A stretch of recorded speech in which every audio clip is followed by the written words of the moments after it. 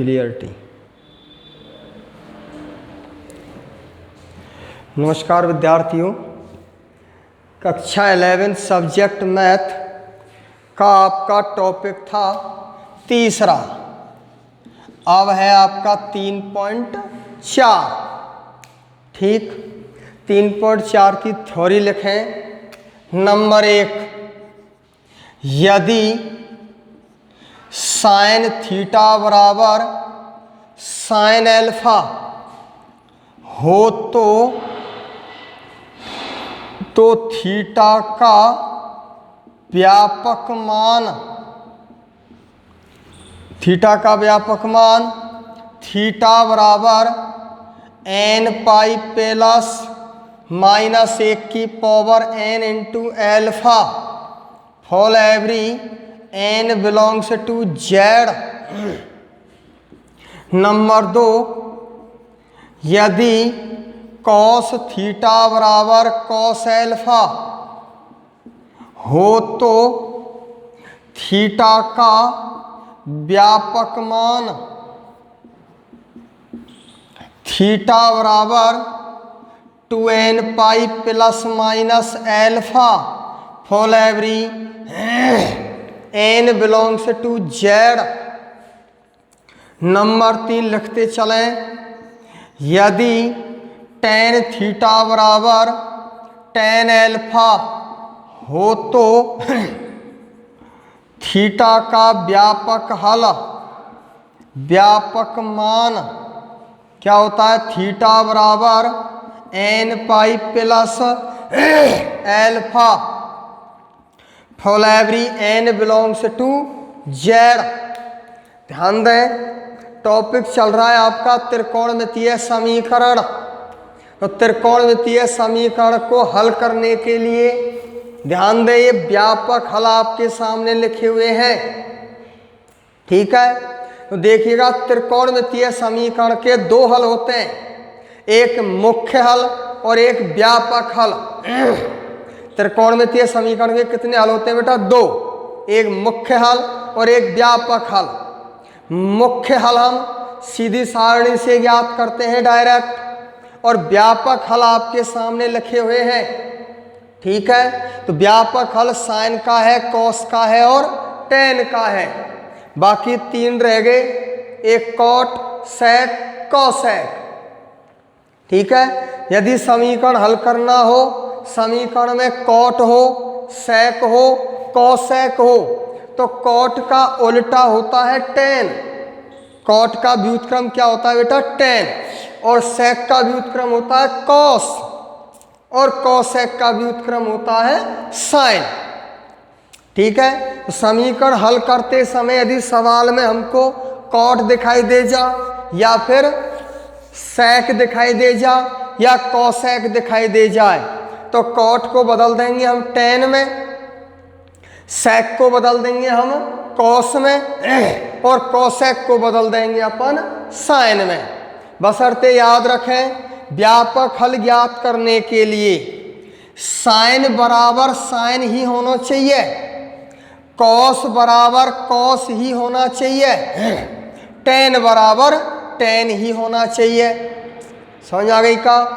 Sine theta बराबर sine alpha, तब theta का व्यापक मान थीटा बराबर n पाई प्लस माइनस 1 की पावर n इंटू एल्फा। ये रहा एल्फा, जो कुछ भी लिखा रहे, साइन बराबर साइन ही होना चाहिए। ठीक है, for every n belongs to z। n का मान हम z में से कुछ भी रख सकते हैं। z का चीजें यहाँ पूर्णांक संख्याओं का समुच्चय। क्या चीज है बेटा? पूर्णांक संख्याओं का समुच्चय। नंबर 2, यदि कॉस थीटा बराबर क्या है? कॉस एल्फा, तो साइन बराबर साइन होना चाहिए, कॉस बराबर कॉस ही होना चाहिए, टेन बराबर टेन ही होना चाहिए। ठीक है, तो कॉस थीटा का व्यापक हल देख रहे हैं आप, थीटा बराबर 2n pi plus minus alpha for every n belongs to z। और टेन थीटा बराबर टेन अल्फा हो तो थीटा का व्यापक हल थीटा बराबर एन पाई प्लस एल्फा। ये व्यापक हल आपको याद रहने चाहिए, ये व्यापक मान आपको याद होने चाहिए बेटा। समझ आ गई का पहली बात। दूसरी, आंसर मिलाने का प्रयास ना करें। एक ही क्वेश्चन के आप 1000 आंसर लिख सकते हैं अपनी इच्छा के अनुसार, ठीक है। क्यों? चतुर्थांश नियम आपको याद होगा। तो चतुर्थांश नियम में मैंने बताया था, 1 राउंड कर लो, चाहे 2 राउंड कर लो, चाहे 50 राउंड कर लो, कितने भी राउंड कर लो, एंगलों पर कोई फर्क नहीं पड़ता है। बताओ पड़ता है क्या? तो चतुर्थांश नियम के कई सवाल कराए थे ना अपन ने, याद हो तो, है ना। तो यहाँ आप आंसर मिलाने का प्रयास ना करें, आप अपनी इच्छा के अनुसार कितने भी आंसर निकाल सकते हैं, कितने भी राउंड कर सकते हैं, जैसे के लिए मैं आपको बता रहा हूँ। ध्यान दें। तो ध्यान देने से पहले ये व्यापक हल आपको याद रहने चाहिए, ठीक है बेटा। आइए कैसे करने सवाल 3.4 खोलें। 3.4 का पहला क्वेश्चन क्या कह रहा है? पहला क्वेश्चन कि निम्नलिखित समीकरणों का मुख्य तथा व्यापक हल ज्ञात कीजिए। दोनों हल पूछ रहा है बेटा, मुख्य हल और व्यापक हल। पहला है आपका tan x बराबर √3। पहला क्वेश्चन, क्वेश्चन नंबर 1 का पहला, ठीक, कि tan x बराबर दिया हुआ है √3।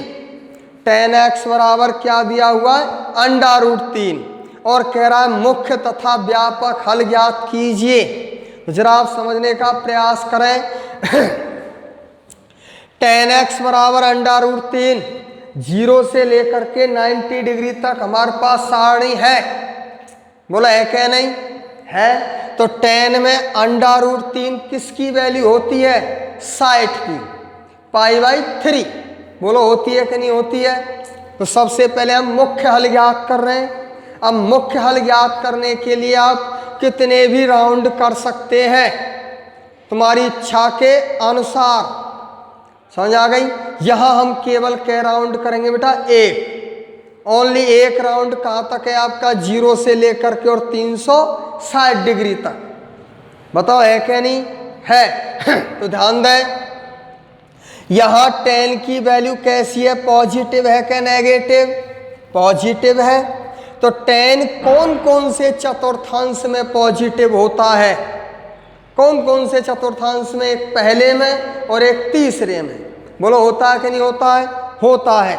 तो हमारा इसका जो मुख्य हल है, तो मुख्य हल या तो पहले चतुर्थांश में होगा या तीसरे चतुर्थांश में होगा। समझ आ गई क्या? हल कर दो बेटा। ध्यान देने वाली बात है कि tan x बराबर, tan में √3 किसकी वैल्यू होती है? tan 60 की, π/3। बोलो होती है कि नहीं होती है? तो tan 60 का मान हो गया √3। अब ये 60 डिग्री कौन से चतुर्थांश में है? पहले में। पहले पाद में तो निकल गया हमारा 0 से लेकर 90 डिग्री तक। अब इसको कौन से चतुर्थांश में पहुंचा दो? तीसरे में। क्यों पहुंचा दो? कि तीसरे में tan कैसा होता है? पॉजिटिव, कि वैल्यू पॉजिटिव है हमारी, होता है पॉजिटिव। तो तीसरे चतुर्थांश में क्या आता है बेटा? 180 प्लस थीटा और 270 माइनस थीटा। बताओ आता है कि नहीं आता है? आता है ना। अब इसको या तो 180 प्लस थीटा में तोड़ लो या 270 माइनस थीटा में तोड़ दो, है ना। तो देखो 270 माइनस थीटा में मैं तोड़ नहीं सकता हूं। क्यों नहीं तोड़ सकता? कि tan का क्या हो जाएगा? cot। भाई 270 डिग्री दिखाई दिया है, तो tan का क्या हो जाएगा? cot। तो हम इसको किस में तोड़ेंगे बेटा? 180 प्लस थीटा में। समझ आ गई का? किस में तोड़ दो? 180 प्लस थीटा में तोड़ दो। देखो tan 180 का अर्थ है पाई रेडियन, प्लस थीटा आपका निकाल चुका हूँ π/3। थीटा कितना है बेटा? π/3। अब देख लो tan 180 प्लस थीटा बराबर tan थीटा। बोला है कि ना tan थीटा? समझ में आ गई? तो हमने कै राउंड किया बेटा? 1, 0 से 360 डिग्री तक। tan यहाँ कैसा था? पॉजिटिव। पॉजिटिव है तो क्या तो पहले पाद में ले जाओ या तीसरे में ले जाओ, है क्या नहीं? तो पहले पाद में तो आ गया tan 60 डिग्री और तीसरे पाद में आ गया tan 180 प्लस थीटा। कितना आया? tan x बराबर tan π/3 या tan है पाई प्लस π/3 जुड़ के हैगे 4π/3। बताओ हो गए कि नहीं हो गए? 3 एलसीएम आ गया, 3 पाई प्लस पाई 4 पाई बटे में 3, है ना?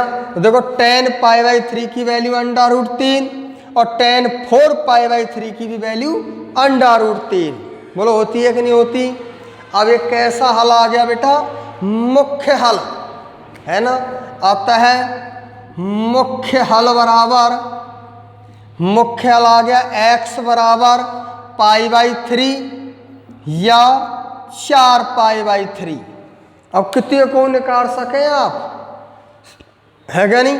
क्यों कि हमने राउंड क्या किया? 1, फिर दूसरे राउंड में पहुंचा दो, फिर तीसरे राउंड में पहुंचा दो, चौथे राउंड में पहुंचा दो। कितने भी चक्कर कर सकते हैं आप, कितने भी हल निकाल सकते हैं अपनी इच्छा के अनुसार। समझ आ गया? ठीक। तो ये आ गया आपका मुख्य हल। tan से tan इन्हें बराबर कर दिया, tan x बराबर tan π/3, tan हट गया, x बराबर आ गया π/3। अब इनको बराबर कर दिया, tan हट गया, x बराबर 4π/3। अब कैसा हल बेटा? व्यापक हल। दोनों हल पूछ रहा है इसमें। अब व्यापक हल के लिए आप कोई सा एक मान लेना है, या तो इसको ले लो या इसको ले लो अपनी इच्छा के अनुसार, है क्या नहीं? कितना ले लिया बेटा हमने? चूंकि tan x बराबर कितना है? tan π/3, है ना? तब थीटा का व्यापक मान, तब कैसा हल? व्यापक हल। गौर करो, मैंने व्यापक हल के लिए बताया था साइन बराबर साइन होना चाहिए, कॉस बराबर कॉस होना चाहिए और tan बराबर tan होना चाहिए। बोला चाहिए कि नहीं? देखो यहाँ पर tan थीटा बराबर tan एल्फा, तो ये थीटा x, ये एल्फा है आपका π/3। तो बोलो tan थीटा बराबर tan एल्फा, तब थीटा का व्यापक हल थीटा x बराबर n pi plus alpha π/3 for every n belongs to z। नहीं आई समझ में? ये आ गया आपका व्यापक हल। अब देख लो आप, इसमें काई का मान धर के देख लो, n का मान रखते चलो, सारी एंगल, सारे त्रिकोणमितीय अनुपात के एंगल ज्ञात होते चलेंगे। देखो n बराबर कितना रखा है इसमें? z में से 0 रखा, पूर्णांक संख्या है, 0 भी है, प्लस के भी है, माइनस के भी है z में, है ना? n का मान 0 रखा, x बराबर आ गया π/3। बोला आ गया कि नहीं आ गया? tan π/3 की वैल्यू √3। अब 1 रख दो, n का मान 1 रखेंगे तो 1 गुणा पाई पाई प्लस π/3 4π/3, है क्या नहीं? 2 धर दो बेटा, तो 2 पाई प्लस π/3 7π/3, 3 दूनी 6 और 1 7, तो 7π/3 की भी वैल्यू कितनी होती है? √3, है क्या नहीं? 3 धर दो, n बराबर 3, तनाम 9 और 1 10π/3, तो 10π/3 की भी वैल्यू कितनी होती है? √3। ये हो गया आपका मुख्य हल और व्यापक हल। समझ में आ गया? और समझा दूं एक क्वेश्चन नंबर पहले का। पहले सवाल में निम्नलिखित समीकरण का मुख्य तथा व्यापक हल ज्ञात कीजिए। तो 1 से लेकर के और 4 तक एक जैसे सवाल हैं, ये हो गया आपका क्वेश्चन नंबर 1। ठीक है, सारे सवाल एक जैसे हैं। और समझा दूं, दूसरा क्वेश्चन है आपका sec x बराबर क्वेश्चन नंबर 2। sec x बराबर दे रखा है 2। अब बताओ sec x का व्यापक हल लिखाया था क्या? नहीं लिखाया। तो sec का उल्टा क्या होता है? cos। तो sec बदल दो cos में, तो sec x बराबर 2, तो cos x बराबर 1/2।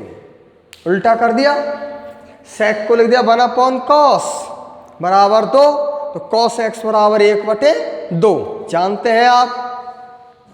अब बताओ cos का व्यापक हल है कि नहीं हमारे पास? है ना, ध्यान दें cos x। अब यहां cos की वैल्यू कैसी है? पॉजिटिव। यहां cos कैसा है बेटा? पॉजिटिव है ना, प्लस का 1/2 है ना। तो cos पॉजिटिव है, तो कौन कौन से चतुर्थांश है जिसमें cos पॉजिटिव होता है? बताइएगा। एक पहले पाद में पॉजिटिव और चौथे पाद में पॉजिटिव। बताओ होता है कि नहीं होता है? cos पहले पाद में पॉजिटिव होता है और चौथे पाद में भी पॉजिटिव होता है। तो या पहले में ले जाओ और चौथे में ले जाओ। तो देखो cos में 1/2 किसका मान होता है? cos 60 का। बताओ होता है कि नहीं होता है? cos 60 की वैल्यू होती है 1/2, है ना। अब इस 60 डिग्री कौन से चतुर्थांश में आ गया? पहले में आ गया। अब यह कौन से में पहुंचा दो? चौथे में। अब चौथे में क्या आता है? 270 प्लस थीटा आता है और 360 माइनस थीटा आता है। बोलो आता है कि नहीं आता है? आता है ना। अब या तो इसको 270 प्लस थीटा में तोड़ो या 360 माइनस थीटा में तोड़ो। तो 270 प्लस थीटा में तो मैं तोड़ ही नहीं सकता हूं। क्यों नहीं तोड़ सकता? कि cos का क्या हो जाएगा? साइन। cos का क्या हो जाएगा? साइन हो जाएगा। हालांकि वैल्यू समान आएगी। वैल्यू कैसी आएगी? समान आएगी, परंतु cos का क्या हो जाएगा? साइन। हमें व्यापक हल ज्ञात करने के लिए दिक्कत आएगी। cos बराबर cos चाहिए, साइन बराबर साइन चाहिए, tan बराबर tan चाहिए, है क्या नहीं। तो 270 प्लस थीटा में हम तोड़ ही नहीं सकते हैं। तो किस में तोड़ दो बेटा? 360 माइनस थीटा में। या cos 360 डिग्री को कहते हैं हम 2π रेडियन और माइनस थीटा आपका है π/3। बोला है क्या नहीं? समझ आ गया? दिखाई दे रहा है? तो cos 360 minus theta, cos 360 minus theta बराबर क्या होता है? cos theta. बोलो होता है कि नहीं होता है? होता है ना। कितना आ गया बेटा? ध्यान दें, cos x बराबर cos π/3 या cos 2π माइनस π/3 5π/3, है ना। 3 दूनी 6π माइनस पाई 5π बटे में 3। ठीक, अब अलग अलग बराबर कर दो तो कैसा हल आ जाएगा बेटा? मुख्य हल। तो बोलो मुख्य हल x बराबर π/3 या 5π/3। समझ में आ गई? ये कैसे हल आ गए बेटा? मुख्य हल। तो x बराबर π/3 यहां धर दो।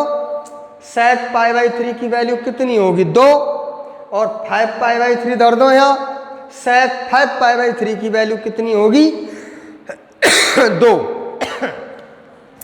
अब कैसा हल चाहिए? व्यापक हल। व्यापक हल के लिए आप इन दोनों में से कोई सा एक ले लो। चाहे तो cos x बराबर cos π/3 ले लो, चाहे cos x बराबर cos 5π/3 ले लो, अपनी इच्छा के अनुसार। ध्यान दें, चूंकि cos x बराबर दे रखा है cos π/3, ठीक, तब इसका कैसा हल? व्यापक हल। बोलो व्यापक हल। थीटा बराबर तो किसका व्यापक हल लिखना है बेटा? कॉस का, है ना। कॉस थीटा बराबर कॉस एल्फा, ये थीटा है ये एल्फा है, तो कॉस थीटा बराबर कॉस एल्फा का व्यापक हल थीटा बराबर 2n pi plus minus alpha, alpha कितने का है? Pi by 3 for every n belongs to z। आ गया, मुख्य हल भी आ गया और व्यापक हल भी आ गया, है ना। कितने का बेटा? पाई बाई 3 है। समझ में आ गई? ये हो गया आपका मुख्य हल और व्यापक हल। ठीक बेटा, पहले ही कह चुका हूं आंसर मिलाने का प्रयास नहीं करें, कितने भी आंसर निकाल सकते हैं आप अपनी इच्छा के अनुसार। देखो हमने cos x बराबर इसको लिया, आप इसको ले लो, यहाँ कितने का आ जाएगा? 5 पाई बाई 3 आ जाएगा, यहाँ 5 पाई बाई 3 आ जाएगा, है क्या नहीं? एक ही तो राउंड हुआ है, आप कितने भी राउंड कर सकते हैं। राउंड आपके ये रहे, n की वैल्यू धरते चलो z में से, ऑटोमेटिक एंगल आते चलेंगे। समझ आ गई क्या? ठीक बात। ये हो गया आपका क्वेश्चन नंबर दूसरा। और समझा दूं एक क्वेश्चन, एक माइनस वाला और समझ लो। क्वेश्चन नंबर तीसरे और चौथे में से कोई सा एक समझ लें। क्वेश्चन नंबर चौथा, ध्यान दें, चौथा सवाल क्या कह रहा है? cosec x बराबर कितना है? -2।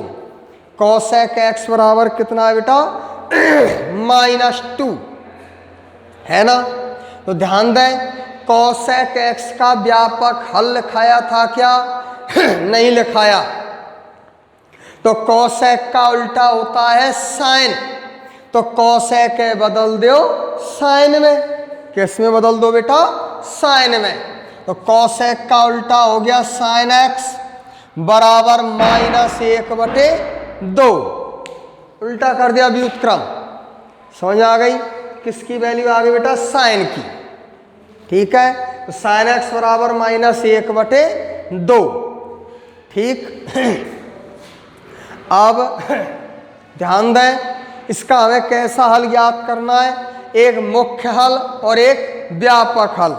तो गौर करने वाली बात है बेटा, sin x बराबर माइनस चिन्ह तो है ही, है ना, माइनस।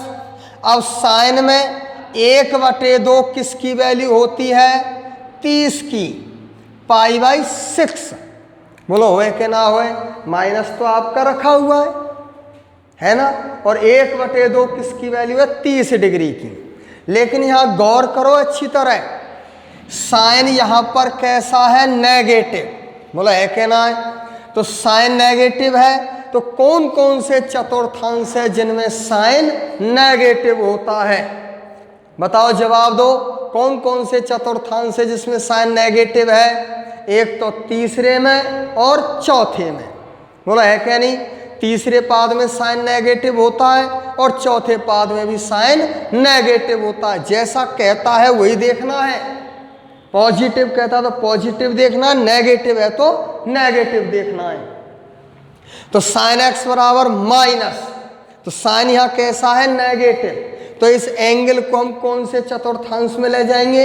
या तो तीसरे में या चौथे में ले जाएंगे ना। तो तीसरे चतुर्थांश में तो आता है 180 प्लस थीटा और 270 माइनस थीटा आता है। और चौथे पाद में आता है 0 माइनस थीटा, 360 माइनस थीटा और 270 प्लस थीटा। बताओ आता है कि नहीं आता है? आता है। लेकिन गौर करें, तीसरे पाद में ले जाएंगे तो 270 माइनस थीटा में मैं तोड़ ही नहीं सकता हूं। रीजन कि 270 है तो यहां साइन का क्या हो जाएगा? कॉस, इसलिए हम इसमें नहीं तोड़ सकते। और ना ही 270 प्लस थीटा में तोड़ सकूं मैं, है ना। तो 270 दिखाई दिया है तो साइन का क्या हो जाएगा? कॉस। लेकिन हम तोड़ेंगे किस में? क्या तो 180 प्लस थीटा में तोड़ो या 0 माइनस थीटा में तोड़ो, या 360 माइनस थीटा में तोड़ो। तोड़ रहा हूं, ध्यान दें।